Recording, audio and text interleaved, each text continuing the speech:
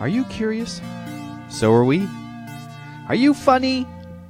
We might be too. Why don't you get on in here, open up your ear holes, and join us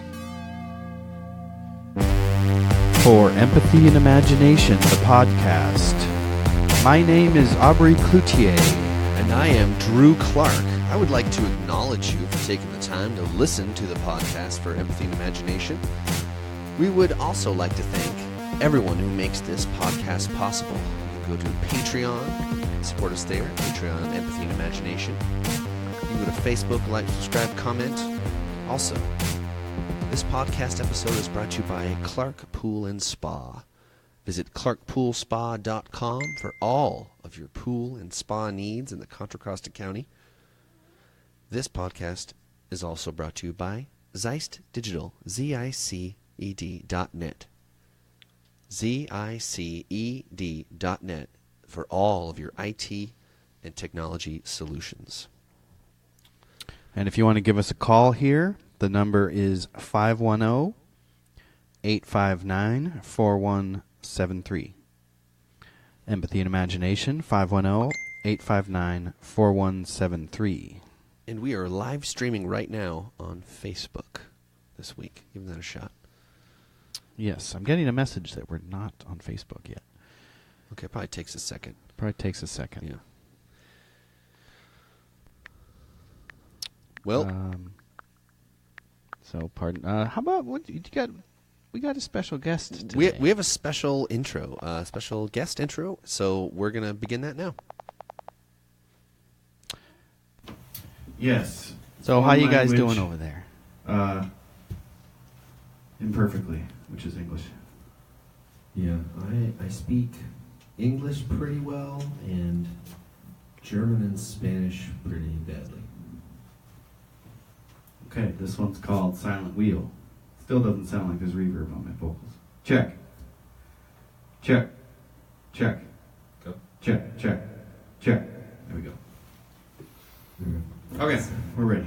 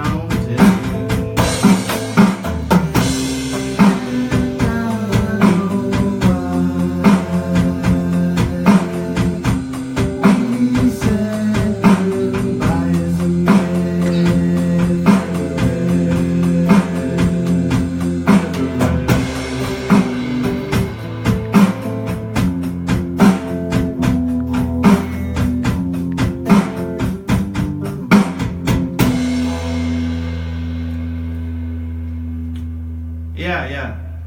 Thank you.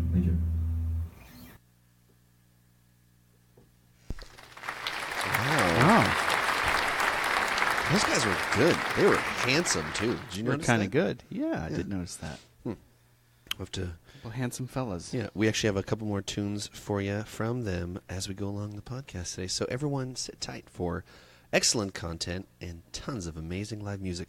Aubrey, let's check in, man. How you doing? Let's check in. I'm doing good. I'm doing great. Yeah. We got a show coming up. We do. We got a few shows actually. A few shows coming up. Yeah. And I think I said this. I'm going into the studio to record in May. Light Rail, which I've never been at in the city. So that's fun. I've been in the studio for a while, doing professional level recording. It's been a while. So psyched about that.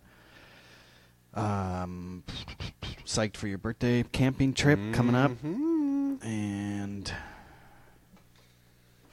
yeah, doing pretty good. Feeling good? Pretty good.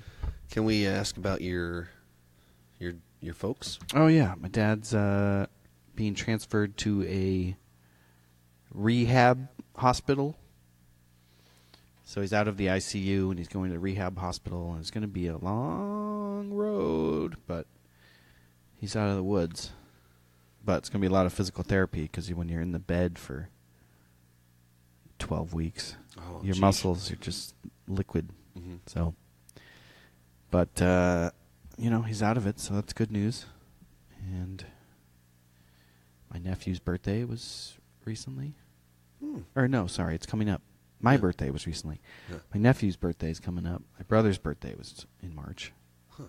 Like last week.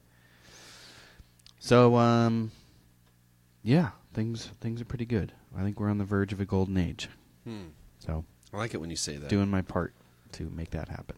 Okay. Anything else there? Is that the check-in? Any challenges? Yeah. What's challenging? Challenging. What's challenging you in your life right now?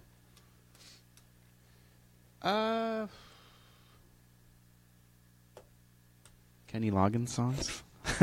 They're hard. Difficult to play. The ones we're doing, or the one we're doing. What are you guys doing? Heart to Heart. Maybe we'll have to play I don't 30 know seconds of it. I don't really know it. Yeah. Can you hum it, or I mean? Not really, because he's such an amazing singer, and I'm not. Got it. But it's just these high level like studio musicians, on these tracks, and it's just really sophisticated playing. So it's a challenge. That's a challenge. That's a fun challenge, though.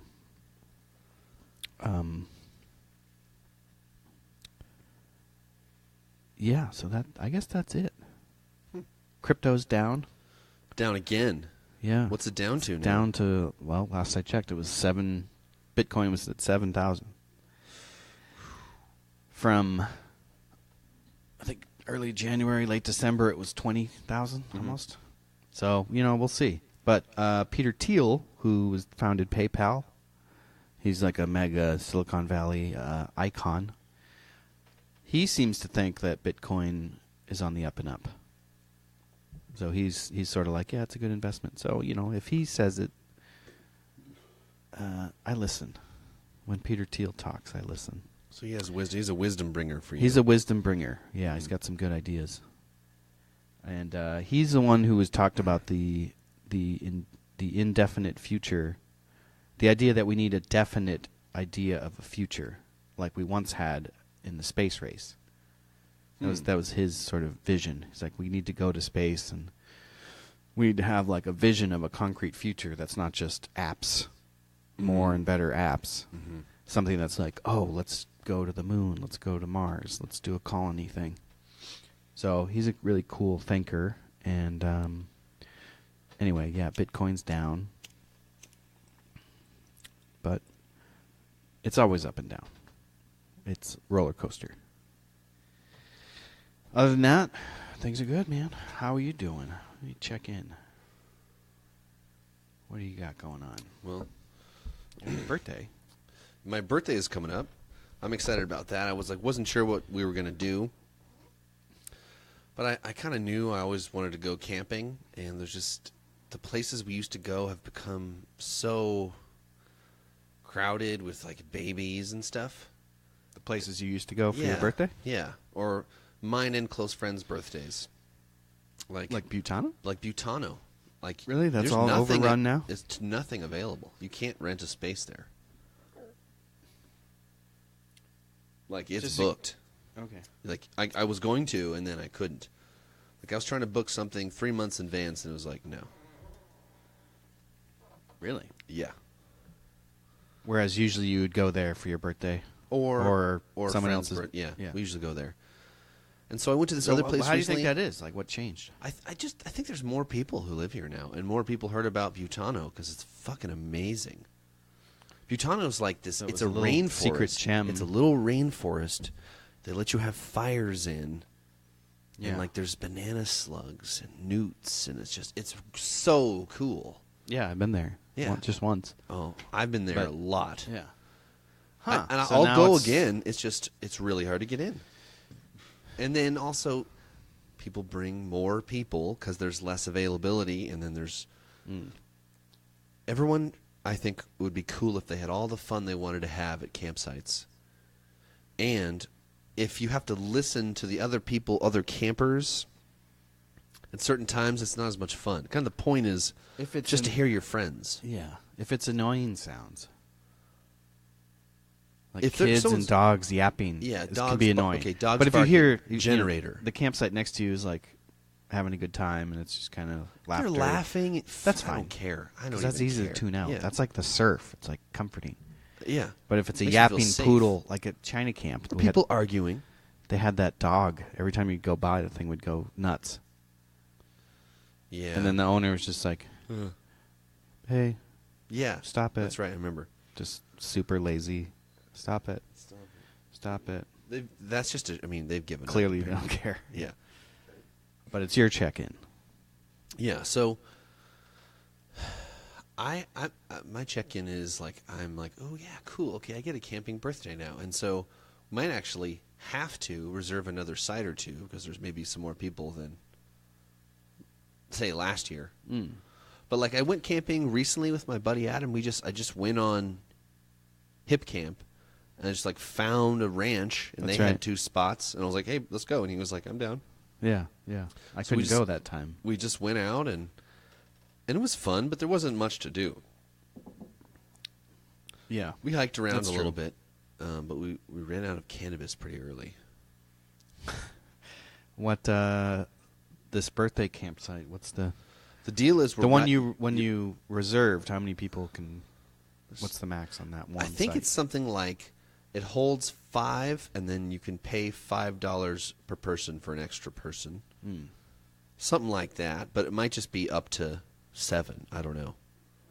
And if it's 7, there's the 4 other sites still empty the same days at that time. right. So we're trying to I got one to insure it, but my wife was immediately like, I think you should get rid of the site you got that you picked, and you should get these other 2 because they're close to one another, and then we'll just get both. And I was like, So my feelings were in my check-in that I was like, I had the feeling of like, but it's my birthday, and this site's the coolest because it's the furthest from all the other sites, and it's the closest to the lake. Like we'll be able to walk to the lake. Yeah, that sounds cool. And it's like the rest of it is just wilderness. And so I was like, I want this one. And then I think we'll have the main thing there. Then if we need another one, people just walk over to that one. Because I Right. think it's going to be a better one. Yeah. Right? I mean, it's hard to know what's best just from photos. Right. So you got to let go of the best and just go with something. So that's what I did. I was like, I'm just going for it. And What's your imperfection threshold, right? Yeah. It's not going to be the perfect site. The imperfection threshold is my birthday lands on a Sunday, which means let's party Friday and Saturday, and Sunday I'll totally just eat crazy amounts of food and sleep and stuff. Yeah. Sounds good. Yeah. So I'm feeling excited about that. Something I'm feeling challenged with is my foot is still hurting every day. I like walking. I walk a weird way now because my foot hurts, and I cannot jog. And they said it was sprained? Is that the I diagnosis? I messed up the tendons, tendinitis in the foot. Yeah. So I'm it still wearing. It might be just a very small fracture. Although that would probably hurt a lot more. Like, can you jump up They and down? X-rayed it. Can you jump up and down on it? Yeah, Yeah, okay. it's not the greatest. So I wear the boot still, like a thing that holds it still, like so it doesn't move. I come home after work and put it on for a while to sort of like let it heal, sort of.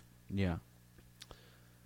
But I've been like, man, I really want to jog because around here, you don't have to jog very far. Everything's like a 40-degree fucking cliff. Right. So every foot you're going, you're also climbing 5 feet of elevation. So it's crazy hard running, but you don't have to do it for a long time. Yeah. So I wanted to do some of that, but I haven't been able to for months because of this injury. So that's weighing on me. I went for a bike ride because it doesn't hurt to bike. For some reason, biking doesn't hurt that injury. So what I did was I found a sneaky way across Pomona up over to the mountain over there, and I was riding in these super steep, kind of like training for bike order kind of stuff. Steep hill, but it wasn't for a very long time. It was like 35 minutes, but it was super steep, you know. Yeah. So that felt good. I sort of got to touch what I was needing, you know. Right. Difficult heart rate, lung, you know, all But that you stuff. can't run. I can't run. Weird. So it's a pulled tendon or something? It's like there are inflamed tendons in my foot. Yeah. Huh. So I need to consume as much THC as I can. Right. Seriously. You got your medical. It does help if I'm Does walking help. on it. It does help Yeah. to reduce inflammation, and I'll keep. There were some stretches.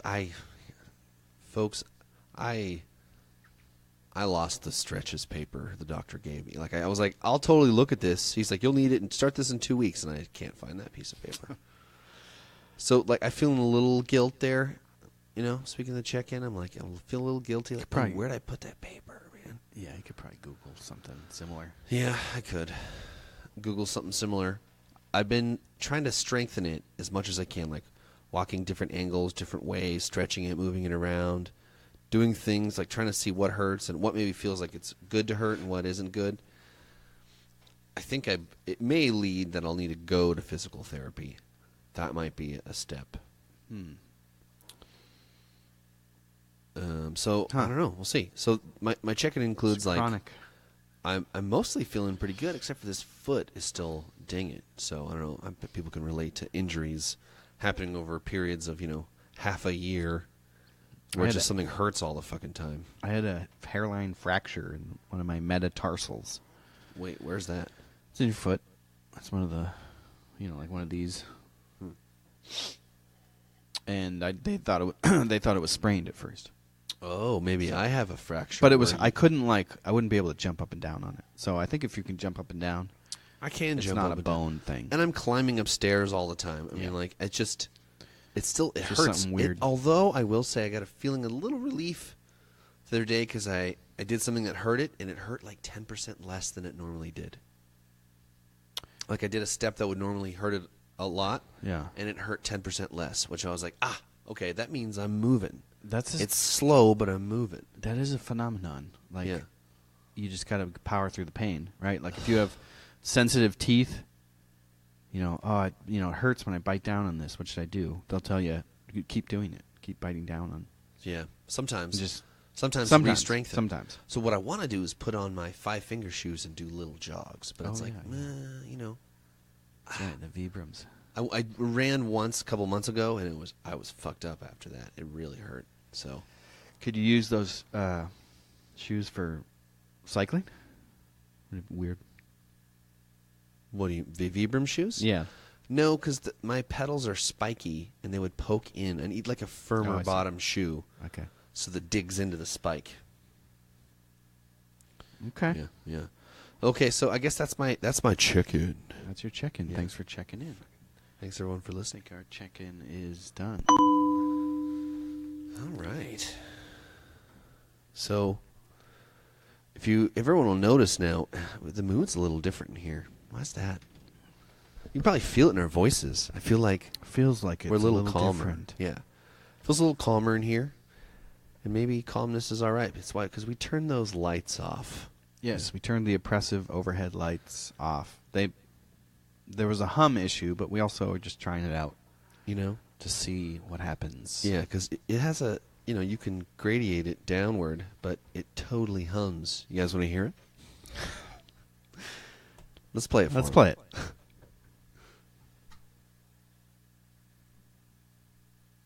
Here, turn the lights down a little. You guys hear that? It's very slight, but there it is. Yeah, you can hear it. Okay. Thank you. So we're trying this out. We're running this thing out of a garage, people. If you want to support us, you can go to patreon.com/empathy and imagination. Yeah. We're going to be accepting crypto soon. Oh, absolutely. Maybe Take we'll Steam or Bitcoin. Maybe we'll even make our own tokens. Maybe we will. Who knows? Gradient bucks. You got a topic? I do have a topic. Everyone on the live stream knows, and I know listeners listening in the future, you can listen back to, that today is St. Patrick's Day. Right. What? I feel like it's been quashed. Yeah. Tell me about that. Let's talk about St. Patrick's Day. Because I didn't even know it was St. Patrick's Day today. You didn't even, aren't you like something % Irish, something? Probably. Does that matter? I think we're all about the little 50% Irish, huh? Well, you know what? It is a bit fun to take the voice into the Irish accent, but you don't want to offend somebody, right? You don't want to culturally appropriate the wrong people. Yeah.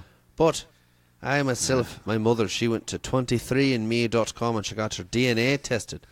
Turns out I'm more than half Irish for real. More than half. Do you know the exact percentage?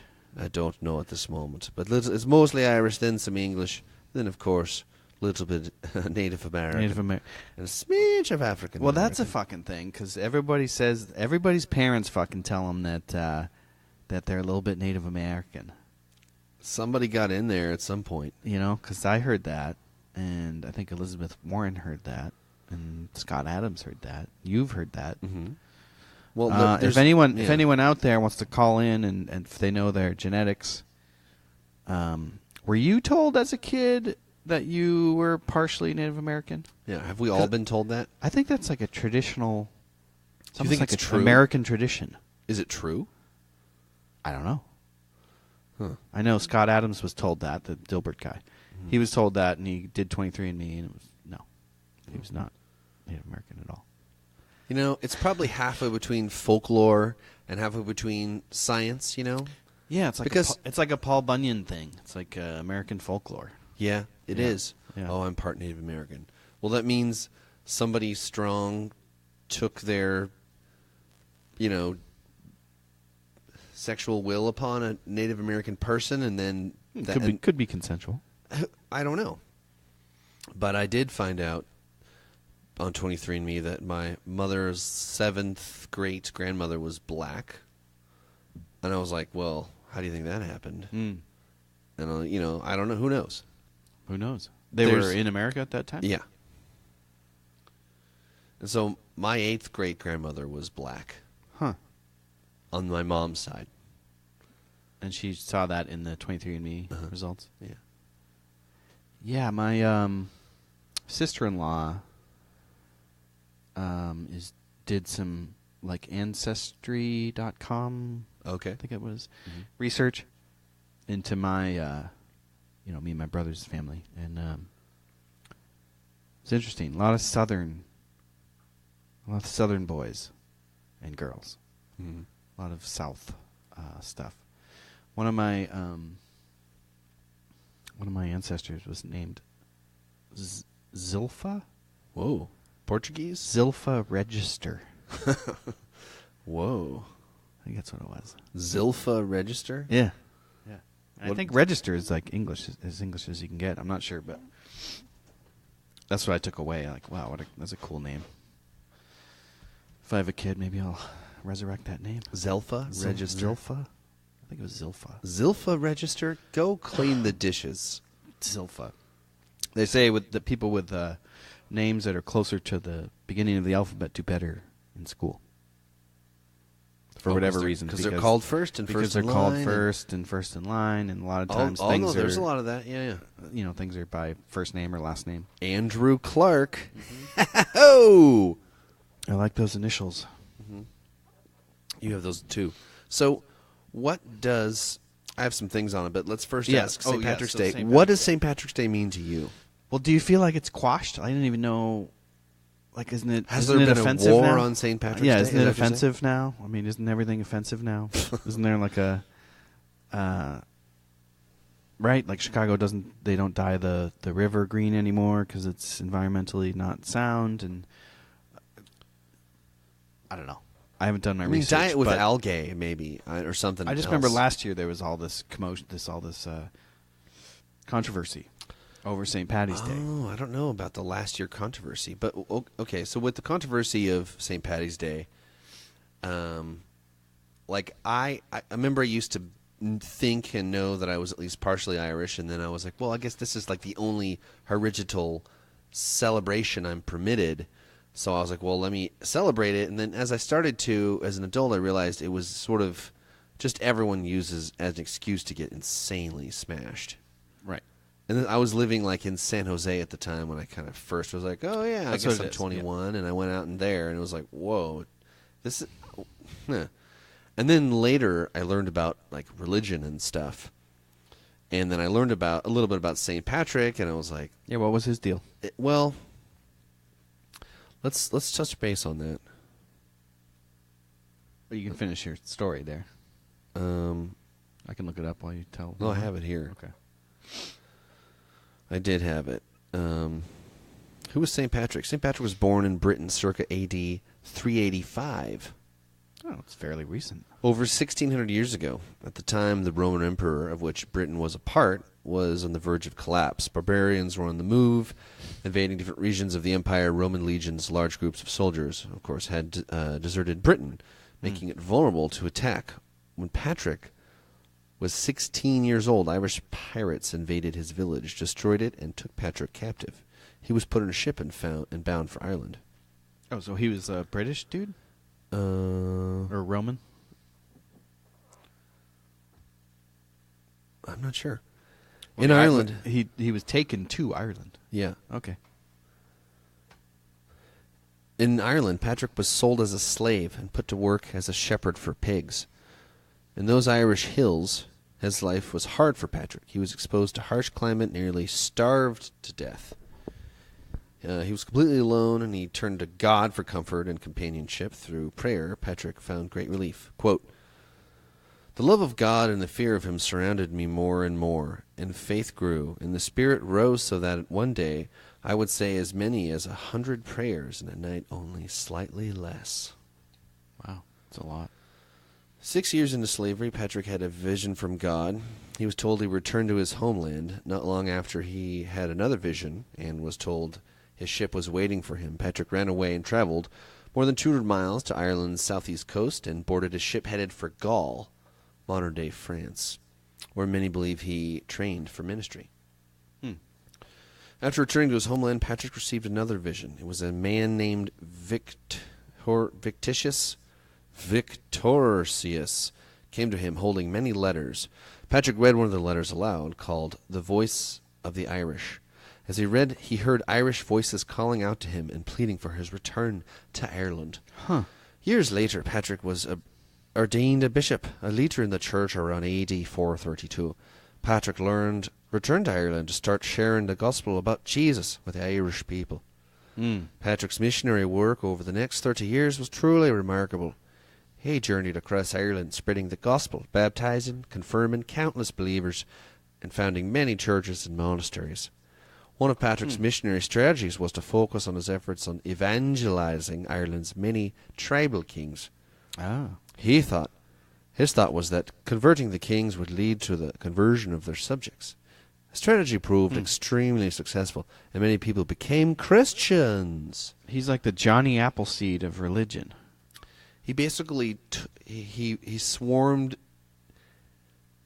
the idea of monotheism to all these kings with different styles of pagan religions. Pagan, and he was like, yeah. let's all join this one thing. And then they were like, okay. And then Ireland became Christian. Before it totally wasn't. So And it became super Catholic. yeah, and so I'm like not that pumped about the actions of St. Patrick. Right. Personally, So what? Yeah. I'm the question not. is what's the beer? Why does the Celebrate. drinking come into it? It's just to celebrate. Was he a lush or something? No. Fuck it. Spreading the gospel in Ireland was far from easy for Patrick. He faced frequent opposition and was constant danger of being killed for his bold faith. Lorcia, also known as Patrick's breastplate, is a special prayer of protection that Patrick would say. Many people would read it today because it reminds them of Patrick's confidence in the Lord. Patrick died March 17th, AD 461. He's best known for organizing the church in Ireland and spreading Christianity there. So St. Paddy's Day is the death day. The day It's in fact his death day, sir. We be celebrating the day he died. Maybe that's the joke. I mean, I know there's some debate, and I'm prepared for opposition here, but I think there's a good argument for that.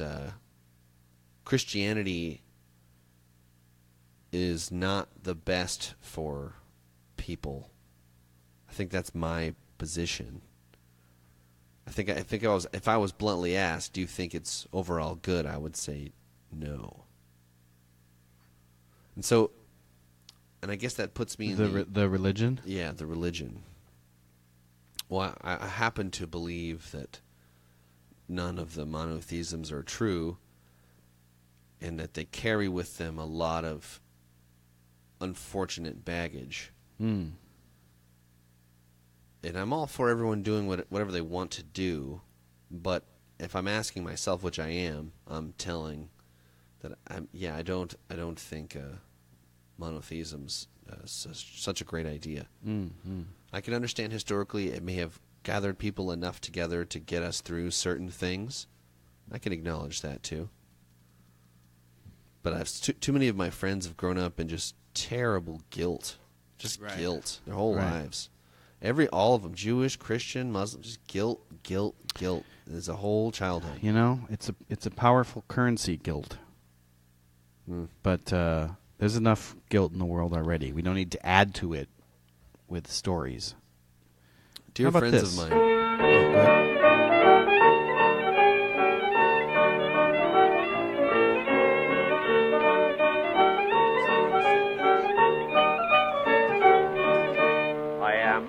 Beggar man and begging I have been for 60 or more in this little Isle of Green.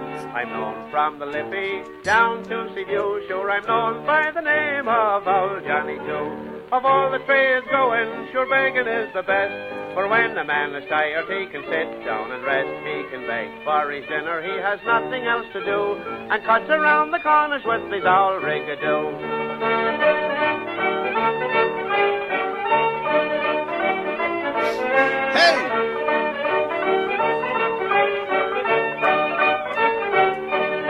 I slept in the barn down at Corriborn, a wet night in August, sure I slept till the dawn, with holes in the roof and the rain coming through, and the rats and the cats, they were playing peekaboo. Who did I waken but the woman of the house, with her white spotted apron and her calico blouse?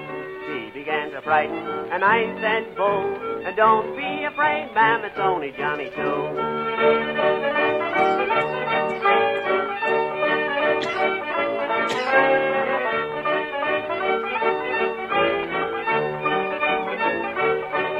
I met a little flaxy-haired girl one day. Good morning, little flaxy-haired girl, I did say. Good morning, little beggar man, and how do you do? With your rags and your tags and your old rigadoo. I'll buy a pair of leggings, a collar and a tie, and a nice young lady I'll fetch by and by.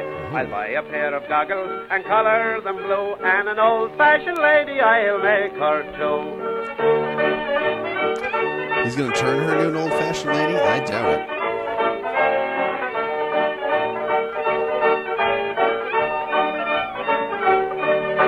Over the road with me bag on me back, over the fields with me great heavy sack, with holes in me shoes and me toes peeping through, singing skinnamarink-a-doodle with me old ring-a-doo. I must be going to bed, it's getting late at night, the fire's all raked and out with the light. Now you heard the story of me old ring-a-doo, so goodbye and God be with you from old Johnny Two.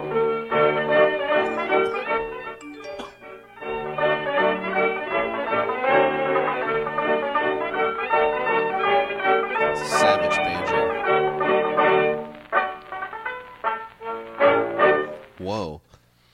that was the. Did you just end every song that way? I mean, that's weird. I think it's ending. it's like the ending of it's the coda. It's like the traditional coda. You hear end that a a lot song in that like way. in like Mexican music. You hear that too. You know It sounds like we're getting a message. Are we getting a It message? sounds like it. That was the Begaman song. Is it a St. Patrick's Day tradition to hear the song? I don't know. I just called it up. Well, thank you for doing that. I love you. Always have. If you're offended by the way we're speaking right now, go ahead and call us at the phone number. I think someone was trying to call. Let's see what we got. Well, hopefully you're not offended. I hope not. But that's pretty fun to try to do the Irish accent. Although I've never been there. Let's see what we can see. I guess we had.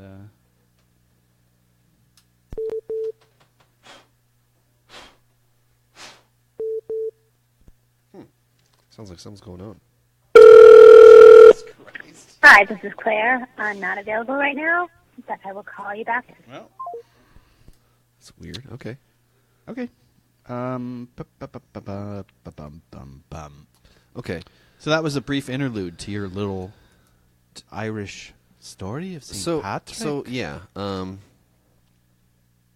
Yeah. My topic about St. Patrick's Day is like, well, I hope we can find whatever to celebrate. Any reason to celebrate is good for me. yeah. And here we are. It's like I'm wearing green, but I also didn't know it was St. Patrick's Day when I got dressed. I didn't know. So, yeah, has there been a war on St. Patrick's Day? I don't know. I don't know much about it, but it seems like there would be, right? In this climate, this political climate. Uh-huh. What do you remember happening? You can't die. I think what I remember is that, and I could be completely wrong, so all you listeners just fact check me on this, that they don't dye the East River, Chicago River, green anymore, which they used to do because of environmental reasons. And I'm sure someone out there is saying that it's culturally appropriating or insulting to Irish people or something or other, because we can't just have fun anymore in our society. Everything has to be politicized, right? But I've never really celebrated St. Paddy's Day. It's always been like, oh yes, today's St. Paddy's Day. I never got worked up, planned ahead, and did something For special. No, I never have. Aaron Gobra, list.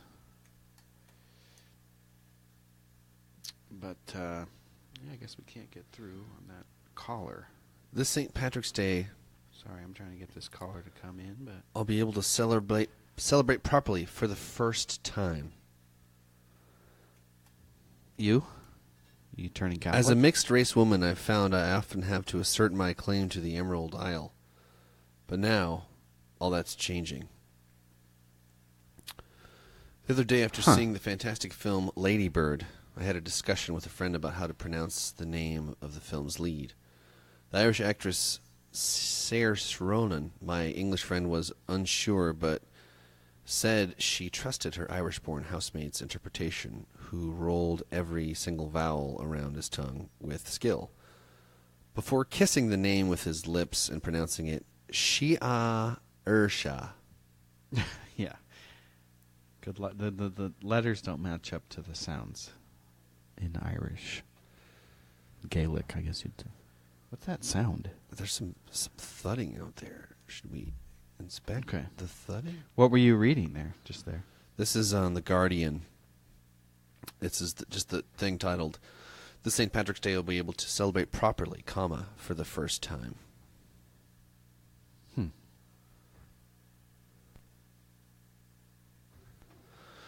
My version admittedly came out in an English-Irish hybrid accent that I seem to do whenever I have to say an Irish name. My future will be called Orlaith or Orla, but I loathe my natural voice when saying this.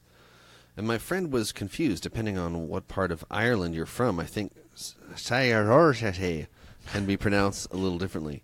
I explained having spent most of my life in the presence of many a dulcet Irish tone via my mother and her extended family, and having watched Ronan explain the same thing During an interview, my friend protested slightly. Her housemate knew he was, as he was, Irish. So something about this, I think she's feeling excluded from Irishness, either, however it happened, who knows. Despite family links, memories of Guinness-stained pub sessions and long, cool stretches of summer spent under the balmy and blue skies of West Clare, my claim to country and culture is my blood or something. Balked at those, but I still believe Irishness as witness are extremely linked. So this person, she's a black lady, but she's also an Irish lady. Mm.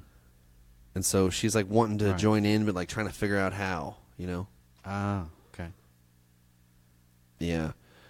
It's not until the mid-20th century that Irish people became perceived as white in North America, when their demonstration as migrants slowed down. And over the course of the UK, there were the infamous "No blacks, no Irish, no dogs" signs. The Irish jokes and stereotypes and suspicious during the Troubles. They didn't like each other. At the time, there was some scarcity, I think. Yeah. I think if there was abundance there, they might have liked each other more. But it was hard to get all the things. There was a guy named Mel Gibson who was leading an army of actors. I guess that was Scotland, though, wasn't it?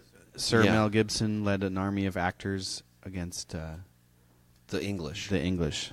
As Scotland, yeah. As Scotland. That wasn't an Irish on a thing. movie set. And then that caused all kinds of problems politically. Yeah. Yeah. See if we can reach that caller. Yeah, okay.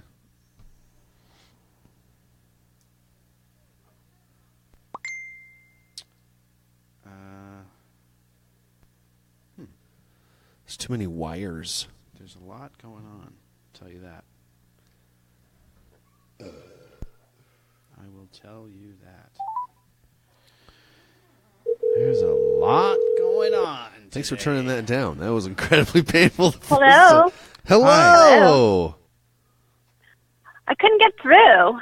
Hey, well, you're here now. I don't know what happened. You're live on the air. Welcome to the show. Welcome to the podcast for Empathy and Imagination. This is our All right. Claire. Cool. Yeah, you guys are talking about St. Paddy's Day. Yeah, happy St. Patrick's Day to you, Claire O'Connor. So, can you sport an Irish accent from? Is that culturally appropriate? But I think because we're out. I had never heard of this whole cultural appropriation. I think that's wait, hold on. I got to turn off. I can't hear two things at once.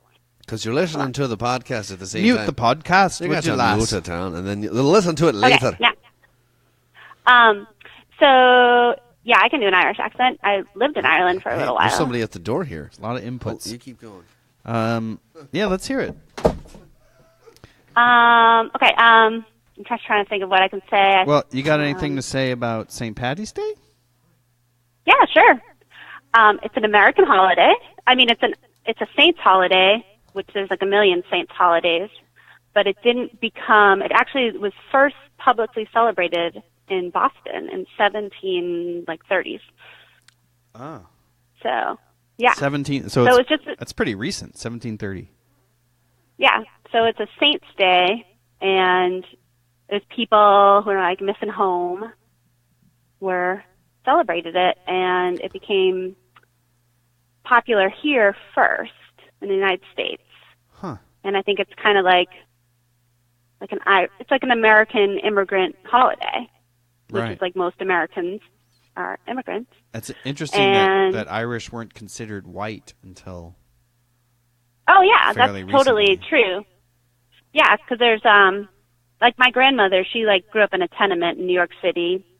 And she, a lot of Irish people, Italians, like she, that was definitely true. It's like, and I mean, white is just an idea. It's not really a real thing. Like if you went back to Greece, ancient Greece, like, there's no idea about white people, brown people, black people. Like that's just, I mean, it's a real thing because it's a real idea, but it's not a real thing, like in actuality. So are the Irish like the mudbloods in Harry Potter? I don't know anything about Harry Potter, so I can't really say anything about that. Bless your heart. Okay. But I always thought. I know. I studied Irish history. I know a lot, so I just don't know like where you'd want me to start. Well, I just want to say I always thought it was Street Patrick's Day. You thought that? No. Okay. No, The he didn't. He ST forced it. period? He's just literary joke. Well, why don't you give us maybe a rundown of What do you? St. Patrick's history? Yeah, we were just going over a little bit of his history, but he was a Yeah, slave. he was a British. He was a British dude who was captured, he was a slave, and then he escaped. Came up, He was enslaved Like, I by mean, the being a- Irish? Yeah, I wonder who he's like, because The there was Romans. like the Vikings, He was enslaved by the Romans. the Romans, Yeah. who were like living in Ireland at the time, and They you thought know they had that shit can on that can lockdown. have if you're a slave, kind of hard times. So became religious while being a slave, and then escaped and studied Christianity. I mean, if you want to study back then in the Middle Ages in Europe, the only way to study was to study to be a priest. That was the only people that went to school. That was Right, they were the school. caretakers And, of knowledge. Yeah. Yeah, and then he went back to Ireland, and I mean that was just that time was a really interesting time because that was like kind of like a post like a Neoplatonist time. So I feel like the Neoplatonist and the rise of Christianity kind of went hand in hand. So that was like he was like 400 BC. So it was like I think like St. John the Baptist, not St. John the Baptist, but St. John, like the Greek guy who wrote his gospel. I think that was like 3 something BC. That was a big time for the rise of Christianity, and it was being spread all over Europe. I was just I mean, that was the way of the world back then, and I mean, it was probably very comforting if you were a slave. So, and it's just like there's a million saints holidays. Like there's also Saint Gertrude's Day. She's a saint of cats. Like every day there's a different saint's day. And so St. Patrick's, the saint day was there, but like it never became a big celebration till it was just like used as an excuse for a celebration about being Irish in America. And I mean, it was a way for communities to come together. Like the whole corned beef and cabbage thing, like that, there's no corned beef in Ireland. That's an American dish. That's like a cheap cut of meat that you could feed a lot of people with. Okay. So I think it's like the ultimate American holiday. Yeah, Aubrey was saying that too. It is very American. And it's a big deal here. And how was like where I am? I like to think about how Ireland was doing before St. Patrick convinced all those pagan kings to convert and ultimately convert all the people. Because before it was like they had just kind of varying pagan religions in the different kingdoms around in Ireland. And then, I mean, Ireland, there's still a lot of pagan influence in Ireland to this day, and there's lots of really cool pagan ruins, and it was just a group of different clans. And they were, but, the Romans would come, the Normans came, the Vikings came, the English came. So Ireland was susceptible to getting plundered because of all that water around it, and it was near a bunch of other water. I mean, land. Yeah, you know what I mean? and like also, geographically, it's hard to defend. And all the redheads. I mean, that's a scarce resource. Mm-hmm. Thin skin, Yeah, and well, also like the Gulf Stream, through megalithic times, if you were to go on the Gulf Stream, like coast of Portugal, coast of Spain, probably southern France, and you were a fishing vessel, that is a good route. The Gulf Stream would take you to the west coast of Ireland. So, my grandmother's last name is, the same as, a Spanish Basque last name. Huh. So there's a lot of, Ireland was, for a long time has been, there's a lot of contact with the rest of Europe. And, the Irish Sea is very small, between, England and Ireland. It's very, very small distance. So. Yes, it is. So it's an island, but it wasn't isolated. I don't know, there's an interesting history, I think. But I grew up Irish, and I grew up in the most Irish town in the United States. You're You grew up in the most Irish town. You're very Irish name. You're Milton, right? Yeah, it's like the highest, even to this day, it's the highest percentage of people who claim Irish ancestry of any place in the United States. You're definitely Irish then. And you went to Ireland and didn't know where, and you went all over Ireland, but you didn't go to where your family was from because you didn't know it at the time, right? I knew, like, I had family in Mayo and Leitrim, but I didn't know. I mean, it was kind of like I was there. It's really small, and I met a lot of people. I didn't know, like, my family, but now I do know some of my family, so I would go and see them. But, I mean, it was a place where you kind of can play it by ear and just, like, go to people's houses and meet people. What's your favorite part of Ireland? What's your favorite aspect? I've never been favorite there. part of Ireland? That's a good question. Like what facet of its don't you know? culture and all that? What's your favorite aspect? I think my favorite part is just like being able to go to someone's house and like they'll just like make you tea and whip out some like. What? You just knock on a random person's door and they'll give you tea? Yeah, pretty much. Really? I mean, it's just like maybe not random, but like like if you're just like if I went to Ireland now, I could go. Yeah, there's a lot of hospitality. A lot of people, I think people are, like you guys were talking before about like, oh, is this cultural appropriation? And this, I'm like, no, I think that's a West Coast Berkeley thing. Like, in Ireland, just to be clear, I don't think it's cultural appropriation. Yeah. Yeah, it's just like, I mean, it's kind of cool. Like, I mean, Ireland's super chill. They're like, even though, I mean, religion has like, ruled Ireland like for a long time. I feel like the Catholic part of it is where all the guilt and for a long time like women couldn't get divorced and all this other crazy stuff. Gays and people could couldn't be get divorced. murdered, But I think, as a people, they're just very down to earth, very funny, just looking at the absurd side of life. No one's like, because you were talking about Chicago just dyed the River green like an hour ago. Oh, they did do it. So I was totally wrong on that. They did it. Oh, yeah, Aubrey thought they canceled it because they hate Irish people. No, it's like, and like Irish people are not easily offended. They're definitely not easily offended, and I mean, it's hard to pick what part, but one of my favorite places to go in Ireland is this place. It's a megalithic ruin called Newgrange, and it's like, so it's from before the pyramids, and it is. Is that near the Giant's Causeway?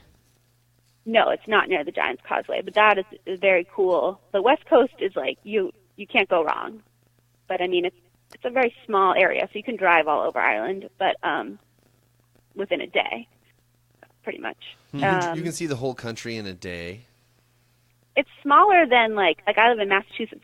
The Republic of Ireland is smaller than Massachusetts, and I can drive the length of Massachusetts and like from where I am, like in like 3.5 hours, not even. Have you heard the phrase "massive two shits"? Yes, I have. Okay. Yes, I have. That's very. funny. I've heard it many times in my life. Okay, cool. I was wondering if that was a West Coast thing.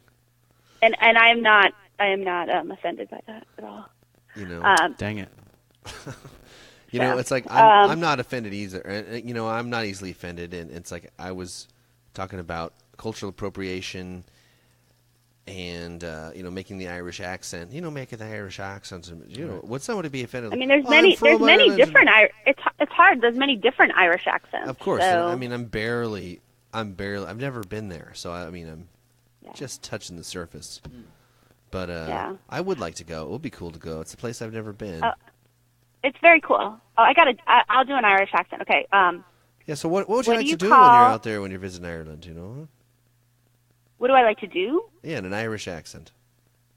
In an Irish accent. Well, I'll tell you a joke in an Irish accent. Okay, don't you know? go right okay. What do you call 3 Irish lumberjacks? Green choppers. Sean, Patrick, and Ryan. 3 fellas. Oh, nice. Pretty good. Tree fellers. Yeah. Nice. Yeah, so you'd say like tree. Tree is like, yeah. Tree, so. yeah. I get it. That's And, good. you Tree know, feller. I get it. like, That's where's good. you might be like, where's the crack at? Like, you wanted to know, like, where to go at night. Like, where's the crack at?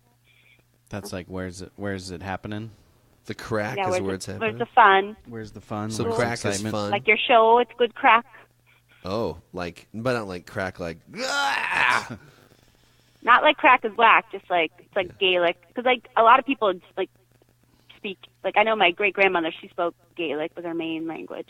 And so, Your great-grandmother Gaelic is a spoke lot- Gaelic as her main language. Huh. yeah.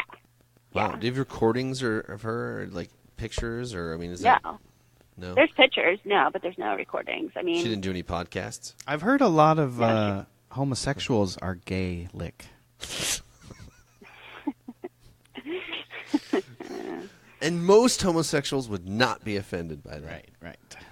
My good friends who Yeah. are gay would laugh at that. yeah, I think you guys are where you guys live is the capital of being offended. Oh, it's the nexus Oh, of man. PC That's culture on that Earth. they tease us about that.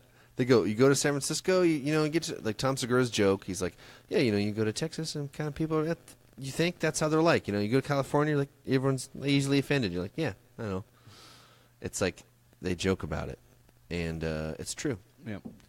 So I think it's our job to kind of to build muscle and grow out of that as much as we can. Yes. That's our job. Or as in Ireland, you're taking the piss out of everybody. Taking the piss. Yeah. 'Cause Taking the piss. Right. See, but I'm not really offended very often. Being offended is usually like a last resort. Yeah, I can't remember the last time I was offended. Yeah. I'd rather just disagree and discuss. Yeah, just like let's talk about Sure. it. I mean, yeah. Because, I mean, they say, you have I mean, to be offended, it's like you are choosing, like, to be offended. It's like we have power over how we think about an idea or think about something. Right. So it's like when we're offended, it's like we're choosing to be offended. It's usually I mean, virtue someone might- signaling. I don't know if it always is virtue signaling. I mean, I think that's Always. Not always. Yeah, nothing is always. I wanted to ask you like- if you could hear the song, the band that was at the beginning of the show. at the beginning. Yeah, you guys were great. You guys are amazing. Or, I mean, those other guys, I guess. Whoever they were. They were good. They were really good. Good. I'm glad because we actually can't hear it when we play the video back. Switcher doesn't let us hear it when we're playing it. So I'm back. just making sure that it actually went out. Thank you. Cool. Well, I mean, is there anything you want to know more about St. Patty's Day? Well, I mean, okay, so you actually are maybe a good person to have on about this because you're from the most Irish town. You have the most extreme Irish name, and you definitely are Irish. So you kind of just said publicly that the Irish aren't offended by what's going on about St. Patrick's Day. So I think we're basically in the green. Yeah. I think we're in the green. Yeah. I mean, I think William Butler Yeats said something like, I'll find it. He had a funny quote. I mean, the Irish just have a sense. It's like they've had enough problems. They're like they've had real things to deal with. So it's like they're not going to be like offended by, And I think people as a culture, not everybody, but people in generally see the absurdity. And that explains a lot of the East Coast sort of attitude too. You could see that people aren't easily offended in New York and Massachusetts. Well, that's the comedic Eastern attitude Seaboard. as well. Yeah, comedy does that too. They pull out the absurd and they go, what are you going to do about it? Nothing. Laugh about it. So I mean, I think that's one of the things. Wait, what was that? I didn't hear it. Comedy brings out absurdity to the light and lets it go. Yeah, I mean, Irish are very funny people. Okay, William Butler Yeats, he was like a kind of an upper class, like Anglo-Norman Protestant, but poet. It says being Irish, he had an abiding sense of tragedy, which sustained him through temporary periods of joy. It's so fucking clever, isn't it? What is it? It's so fucking clever. Yes, and like Oscar Wilde, like he's Irish. He said a lot of funny things, and I don't know. I think I wrote something on Facebook today that Flann O'Brien said on being an Irish, which I thought was funny. They seem to have an appreciation for the absurd. You see that in other cultures too, but definitely. Oh yeah, definitely. In definitely. Irish. Some cultures more than others, you know. Yeah, I think I like funny cultures. I mean, not to be elitist or anything, but Yeah. good to laugh. Elitism But yeah, I is wrote a today. strange topic. What is it? Elitism is a strange, skewing topic. Because what does it mean? I'm an elitist about drumming, but it doesn't mean that others can't be, or you know what I mean? Like, I think we're all elitists. Yeah. The kind of call, No, I was call just someone an elitist is misleading, I think. Yeah. I was just saying I don't want to be elitist thinking that funny cultures are the best, but I enjoy them. Cultures that include comedy in the display of the culture. One of my favorite cultures that's not funny is penicillin.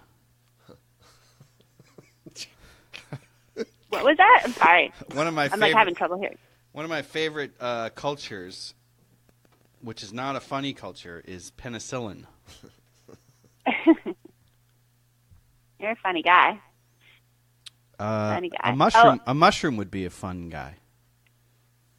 Yes, definitely. Oh boy. I should let you guys get back to your podcast. But there's there's one quote by Flann O'Brien that I liked. It was something. Leave us with a nice quote. Yeah. Oh, there's one on bicycles. I'll find that one first. Well, nobody here likes bikes, so yeah. Get that out of here. Okay. See, that's comedy. Absurd, a joke, right? But I don't know. Is it? But where I am, oh no, I'm not gonna be able to find it. But where I am, did you guys when you grew up, did you guys celebrate St. Patrick's Day in school? Yeah. Yeah. Yeah. Because at work yesterday, we celebrated St. Patrick's with the kids I work with. So the kids get drunk, or? Yes, they do. Fuck yeah. Once a year? Okay.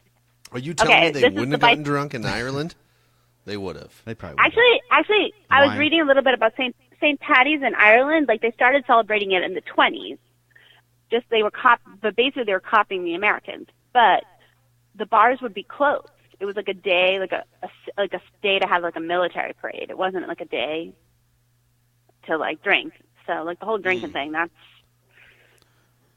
I don't know, and I'm not even going to go out tonight because everywhere in Boston is going to be crazy and people are going to be throwing up. It's going to be great. I was sharing that I started that in San Jose, and so San Jose had 1 million people in it when I was there. Mm-hmm. And you'd go out and it was just you go St. Patrick's Day and you can't even walk anywhere. You ordering your drink takes half an hour. It's just insane.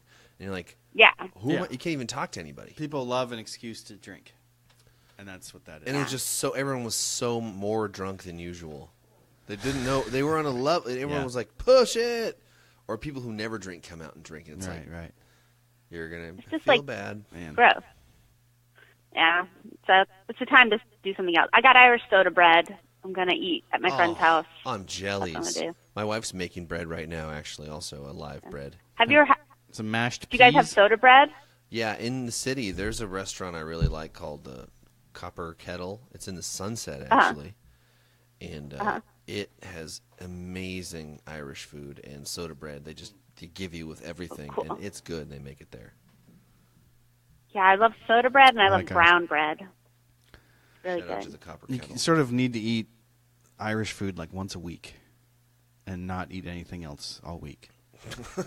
Because it's so. Oh man, the corned beef hash and corned eggs. beef, mashed potato, the breakfast. But as I said, corned beef is not Irish. I know, it's not but Irish. They make it now, and it's good. It's Irish American, so that's cool. Heavy, starchy food. Yeah, a lot of potato. Well, thank you, Claire. I love a boiled. Okay, I'll leave you with this quote. I'll leave you guys alone, and I'm sorry if I interrupted. It's hard hearing you guys. From the phone, that is, but You're not. great. But the podcast on Facebook is, the sound is really great. Okay, this is the quote. The gross and net result of it is that the people who spent most of their natural lives riding on iron bicycles over the rocky roadsteads of this parish get their personalities mixed up with the personalities of the bicycle. as a result of the interchanging of atoms of each of them, and you would be surprised at the number of people in these parts who are nearly half people and half bicycles. When a man lets things go so far that he's more than half bicycle, you will not see him so much because he spends a lot of time leaning with one elbow on walls or standing propped up by one foot on curbstones. And that's just an Irish author that I like. Surreal. Watch out. That image hurts my taint. So, yeah. Thank you. Taint complaint. Yes. Yes. Thanks for calling in. Thank you for calling. Thanks for giving us your time, and I hope you call again soon. Cool. Well, have a great podcast, and thanks for having me on. All right. You. Thanks. Bye. Bye. Nice. Little St. Patty's background. Yeah. Okay. I think now it's time for our next musical project, and then a word from our sponsor first, though. Okay. Final Corp? Final Corp. We got to hear a word from Final our Corp. sponsor. This episode is brought to you by Final Corp. 50 years of experience, over 50 flavors of mayonnaise, and a new mayonnaise-based cryptocurrency, which they just came out with. Yeah. Based on the Mayo chain technology. It's like Final Corp. Yeah, I mean, you take the products. You got egg production, and you got olive oil production. You need salt, you need vinegar, and you need a little bit of mustard. Those are basically the ingredients of mayonnaise. Mm-hmm. And then you mix those together, and you need the supply chain. So Final Corp is actually figuring out a way for a global unified supply chain of mayonnaise. So all of those ingredients, where they're available globally, are connected to the net, where they source them for maximum mayonnaise production. Pretty soon you'll be able to print your own mayonnaise from your 3D printer. Absolutely. Final Corp. It'll be fine. Final Corp. 50 years of experience. 50,000 flavors of mayonnaise. No compromises. No refunds. No integrity. Final Corp. It will be fine. Please help us slide mayonnaise onto food. Thanks, Final Corp, as always. Are you guys ready? Yeah. Are you guys ready? Yep. This one's called Streetlights.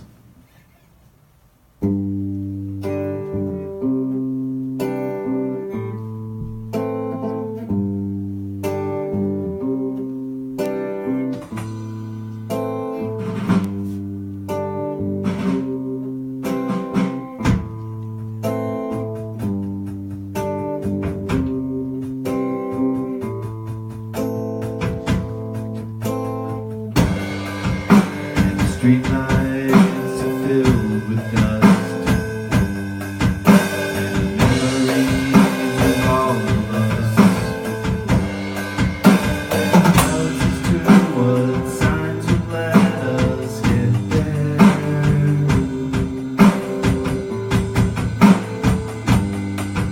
And the buildings are made of sand, and the architect barely alive.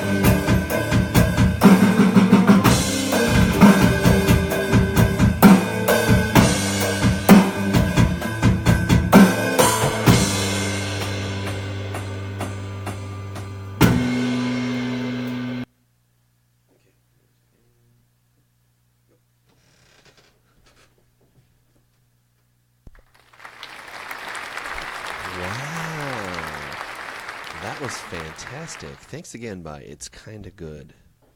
That was just fantastic. Good job, guys. Yeah. So, cool. Welcome back, everybody. And, Aubrey, do you have a topic? Well, you want to talk about habitable worlds? Ooh, yeah. So, I guess that would include Earth. Okay. What else we got in the solar system? Okay, habitable. Places where we could live. Hospitable, yeah. Well, they Currently, say... that are already set up that we don't have to change. Don't have to change. So, well, as far as we know, I think that's just Earth then. Yeah. Maybe Europa. Europa? Europa is a moon of Jupiter with a crust.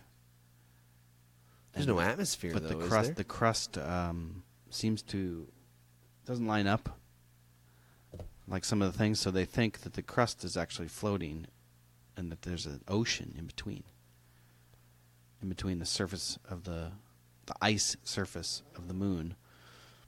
And then it's ocean, and then like the core of the planet.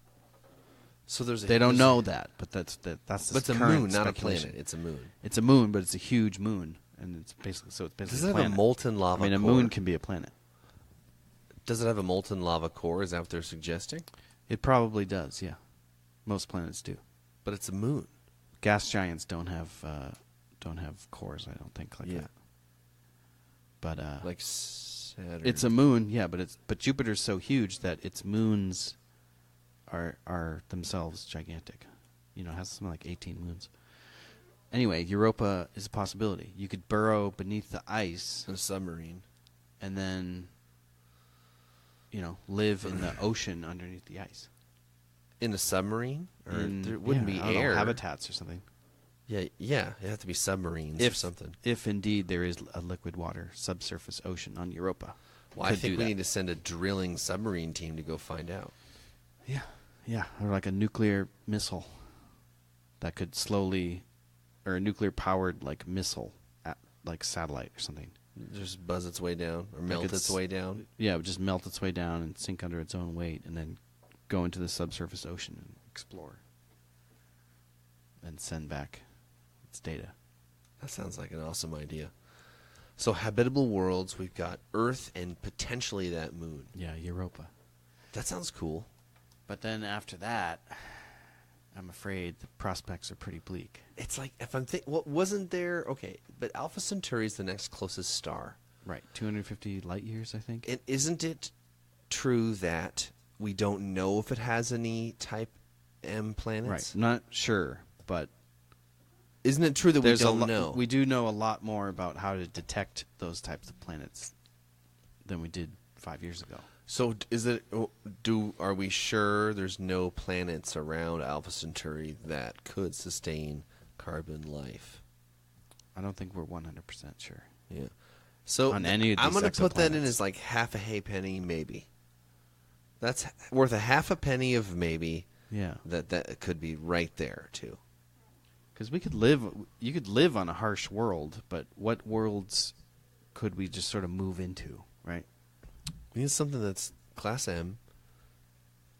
Class M exoplanets, and it would be cheaper and quicker to terraform a planet than it would be to travel to 250 light years to another galaxy. You think so? Or another system. Probably. Probably. It's so far away. It would probably be faster to terraform Mars than it would be to get to Alpha Centauri with our current technology. Totally. Yeah. Totally. We could be trying both, but we would finish here before they got there. With our current rocket technology. Right. Even with Tesla's super rockets. Or we would figure out some new form of space travel, and we would get to the place that they're still traveling to. Because of technology. We have 250 years to advance our technology, so space travel would advance. I mean, why not have warp drive? It might not be called warp drive, but it could be something like, folding space engines. Yeah. Folding engines, something. Wormholes. Yeah. Fold space. Stephen with Hawking. me. Yeah, Stephen Hawking died. He thought there were wormholes. He's probably right. I hope Stephen Hawking has a long death.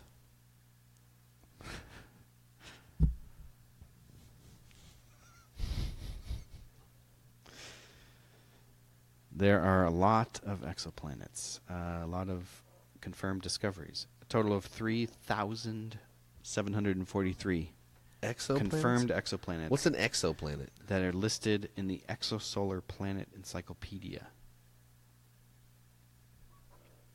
An exoplanet is a planet outside our solar system that orbits a star. The first evidence of an exoplanet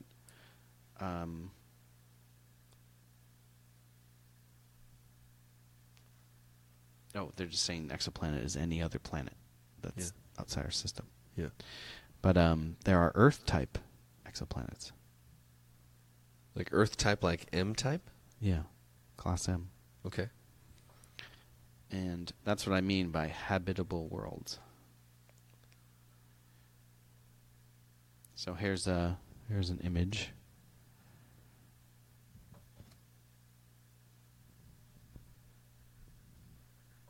Of something called the habitable zone.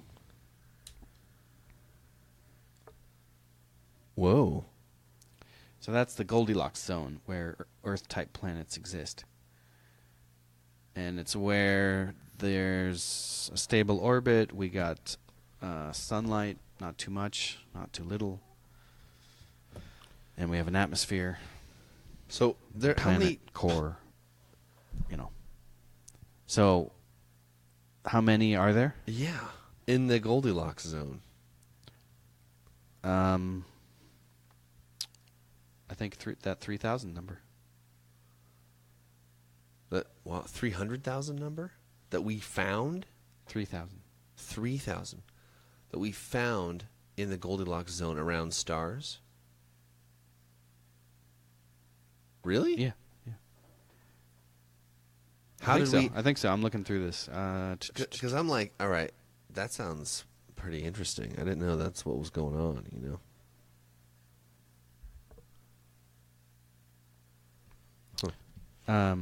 Yeah, I could be wrong about that, but it's. Sounds I mean, good. just think about how many stars there are in the sky. You think it's implausible that there'd be 3,000 that would be similar to Earth? I think that's not. I don't think that's implausible. I'm just like, are they? I mean, can we see them? Are we like bouncing light off of them, and we can tell what they're made of and stuff? Yeah, and they pass in front of their, like you're looking at a sun, and you see something pass in front of it, and it's like, okay, that's, you figure out that that's a planet, and then by spectral analysis or something, they can see the atmosphere of the planet spectral reflecting analysis light in is how some they kind do of it, way. yeah. And you can see, oh, okay, that means that atmosphere has carbon or whatever. Mm-hmm. Wow. So then we're surrounded by M-class planets in our own galaxy. Yeah, and the problem always comes back to time, and because time is space, right? Because it's just going to take so long. It's going to take 250 years by light speed to get to Alpha Centauri. And you can't go light speed, so it would take us can go at to current 10th of that. technology, it would be like, thousands of years. Is it really thousands? Because how fast can the BFR go? It can go pretty fast. How fast can it go? Like 9,000 miles an hour or something like that? Well, Voyager is still going, and that's what, 30 years? Probably. 40 years? Probably. And it's like just outside our solar system.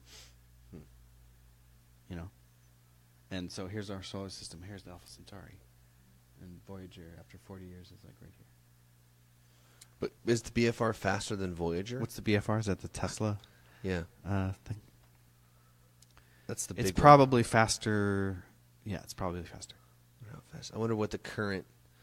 But even if it was 10 times faster, This would be hundreds or of 100 years. times faster, it still would take more than 250 years to get to Alpha Centauri. Yeah. It takes a super long time. It might be thousands. Dang it. Yeah.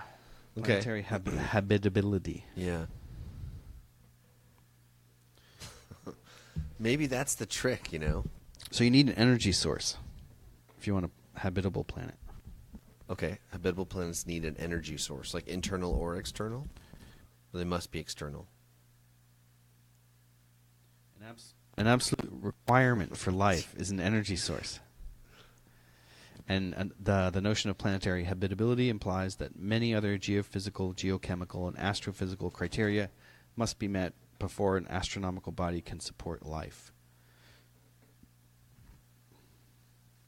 NASA has defined the principal habitability criteria as extended regions of liquid water. Conditions favorable for the assembly of complex organic molecules and energy sources to sustain metabolism. That's pretty concise. SETI has a project, Project Phoenix, and that's basically trying to find suitable star systems for life. Sorry. You good? Keep going. And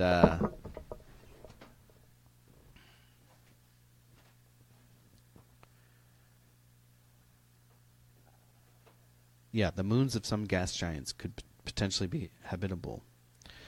Let's see if they bring up Europa.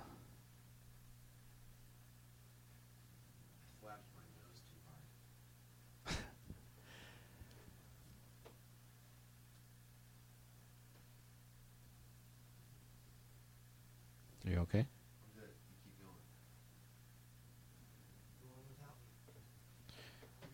Scientists' consensus is that a layer of liquid water exists beneath Europa's surface, and that heat from tidal flexing allows the subsurface ocean to remain liquid. So Europa's icy crust is very hard because the temperature is so low. But because of the temperature differential, there might be a zone, a subsurface ocean, which would be completely dark. But it could be liquid and not ice.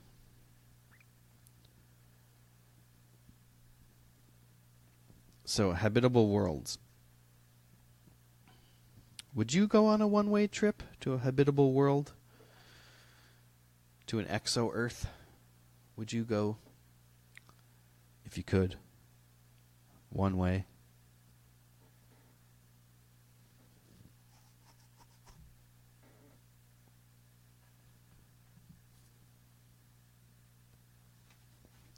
We're going to call up another song here. Bear with me.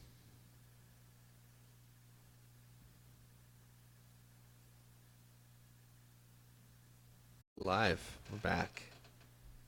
And we're back.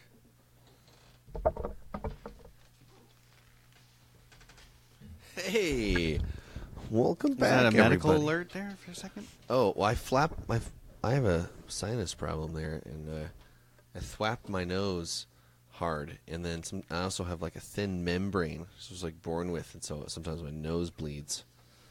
So I thwapped my nose to bleed. And, you know, it's a sinus from being a flight attendant. The sinuses got pretty jacked. Right. Pretty jacked. That's the cause of that chronic. Most of it, yeah, mainly.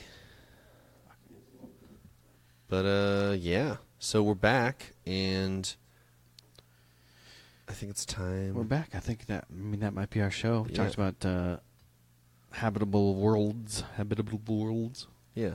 Well, we didn't finish Habitable We didn't really Worlds. finish it, but Yeah. there's Europa in our own backyard, potentially. Yeah, potentially. And there's a system called TRAPPIST-1, I think, that has supposedly has a ton of planets, and a lot of them are potentially Earth type. TRAPPIST-1? Yeah. How far away is this? Let me call it up real quick. Bear with me. Is it a beer place? Do they right? Do they have beer there? TRAPPIST-1. Whoops. Dang it.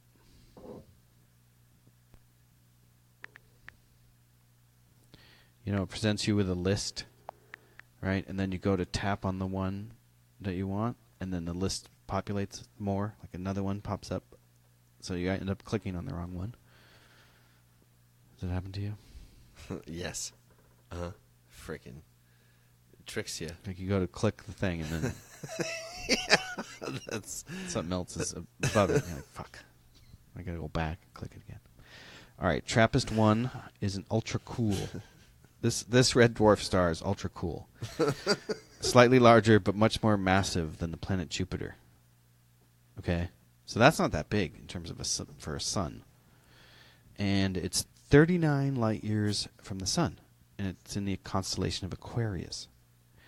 7 temperate terrestrial planets have been detected orbiting the star. That's really so close. that's only 39 light years. But that's why? So you could potentially get there in 100 years, probably. But I don't know, probably way less than that, but way more than that. But Alpha Centauri was like the closest thing. How is this closer than that? Alpha Centauri is a galaxy, I think. Is that right? It's a star. It's the closest star besides our sun, Alpha Centauri. Okay. Well, then why is this saying 39.6 light years? That's what Anyway. I'm saying, man. Maybe that's wrong. Anyway, it has a bunch of planets around it that might be Earth type. That's the important thing here. Which is, if you're going to go to another solar system and set up shop for life, all the better if there's 7 planets there. Yes. That you could just totally set up Move and network around to. You'd have interplanetary internet networks. Mm-hmm. And it would be like neighborhoods. Planetary neighborhoods. Oh, yeah, I lived on the water planet for 10 years. Mm-hmm. I lived on the desert planet. Did some cool did drugs. a sabbatical on the desert planet. Did some cool drugs. Then I went to the mountain lake planet. It's a planet of mountains with lakes. And it's all spread out. You can just hunt and camp. Went there a lot. Went to government planet. Not very much. Very little would I go Just to a government wasteland. planet. It's just you're just in line and there's just stacks of paper and you're just in line. Transit photography. That's on. Yeah. So Trappist 1. That's a good candidate. And that's a pretty recent discovery. Tightly packed exoplanets. So due to harmonically resonant orbits. So they're just swirling around this star? Yeah, this like small star has a bunch of planets that are revolving around it. And a lot of them are in the Goldilocks zone. Yeah, let's go there. Can we take the BFR over there? That'd probably only take like... Should I call Elon Musk now or later? No, call him now. Okay. Let's see if he's down. I'm ready. All right, let's see. Elon Musk. He said he was going to call me today anyway. I bet he'll pick up. 1 second. Oh, there's no dial tone. I mean, there's no... Yeah, this is in the 1740s. I think... Oh, there he is. Oh. Is that him? Was it? That might be him. Hello, this is Elon Musk.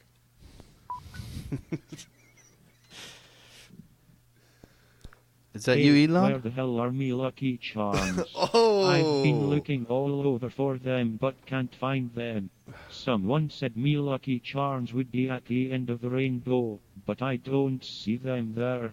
The bloody wind is lashing me face and me shoes are falling apart and I just want to find me Lucky Charms.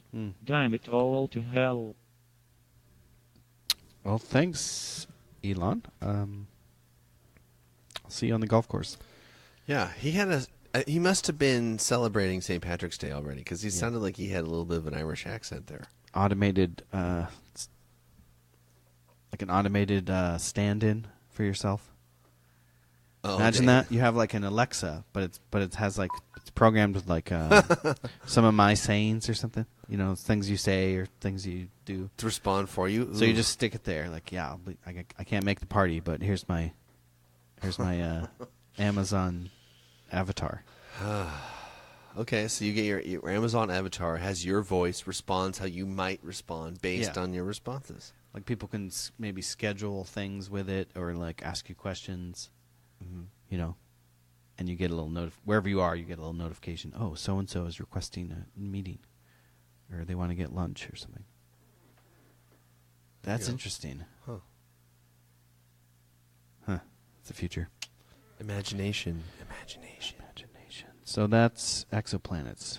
Okay. And habitable worlds. So I feel like there's some other half of the story you're not telling us. Would you take a one-way trip to a? You know, let's say the mountain lake planet exists. Confirmed. And it's Earth-like. It's just all wilderness. Would you take a one-way trip there? Or what might be a one-way trip? It might be round trip if the technology gets better, you know. Well, like, if it was something like, you know, if it could be me and my family, and it could be there for somewhere between like 1 and 5 years, and then choose to come back or not. What if it took like 6 months to get there or something?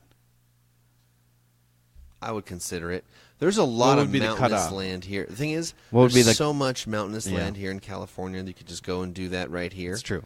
So if that was full, but it would be your own. It would be you own as much land as you can see, pretty much.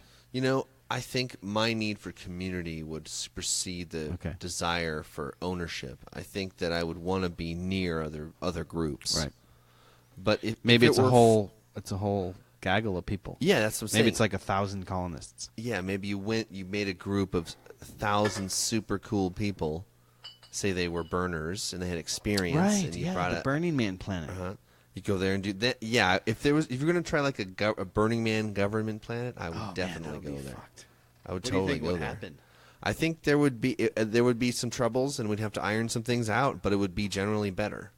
I think it would you don't be think hard. It would devolve into like a Mad Maxian No, wasteland? I think if we stuck by the 10 principles and then had a way to evolve them, I think, and we kept the 3, you know, the things. How do you enforce that? Free speech, yeah, scientific method, and the golden rule. Right. That's how you enforce it.